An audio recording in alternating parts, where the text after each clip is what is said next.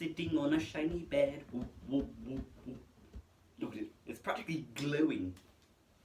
So this year we start a new topic. It's called storytelling, which is great because that's what I like doing. And we've already had 2 sessions, so I'm going to wrap them both up in this little episode. So our first lesson was the usual briefing, and our brief is to make a 90-second animatic film about 2 characters interacting. And that was it. Now, if you listen carefully, you would have heard me say animatic, not animation, and that's because they're slightly different. An animatic is an animated storyboard, so it's a very, very, very rough sort of guide as to the sort of camera angles that you would see for an animation. I mean, I'm talking rough beyond belief, like a few scribbles and then some fancy rostrum movements, and that's it. If you want a fancy name for it, I guess digital storyboarding. Besides that, I'm actually looking forward to it. We haven't yet really had much chance to develop a story of our own, and yeah, I'm really looking forward to working on this project, and hopefully it'll be good. We also watched a TED Talk by Andrew Stanton, who worked on Disney films and Pixar films like WALL-E, and yeah, that's generally his credentials. But it was really helpful to see how he processed and thought about different things concerning the animation world. I'm pretty sure TED Talks are just people talking about their life and then assuming the audience will get a laugh or some kind of message for it. TED Talks don't really work for me, besides James Veitch, but he's just there for the laughs, not really to tell you anything. And then for our second session, we were just developing our story, and Annabeth decided that the best way to do that, and she was right in thinking this, was to give us a sort of story spine and show us the different types of stories we could do. Because apparently there are many people who've written about different types of stories and all the different sort of story plots you can have. I think it's 36, I think.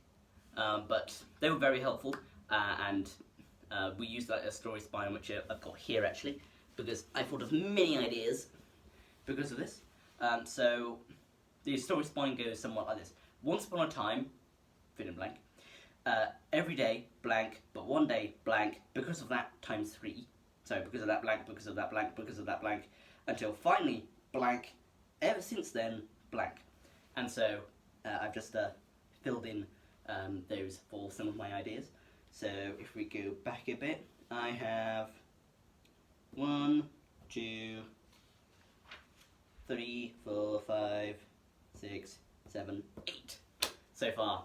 And I only need 2 because we're pitching next week. Yay. Stare into the camera, Callum, not the actual screen. For the pitch next week, we just have to stand at the front and explain 2 of your ideas, or 1 of your ideas. No more than 2, I think. It's just to give your impression. It doesn't have to be a presentation, it just has to be you standing there saying, hey, I've got an idea. It's about a sea monster who fights a ninja. That's actually one of my ideas, by the way. But yeah, Annabeth actually came round and looked at our stuff, and she really liked my stuff, so yay, that's a plus, I guess. I'm going to put up some images around about now. Okay, just to show you what my kind of story is. These are just some illustrated ideas that I had before I wrote down in the notebook. And yeah, so one of them was 2 ninjas fighting, which I've amended slightly. Then there's always a bigger fish, which is just one fish eating another and eating another until a really big one comes along.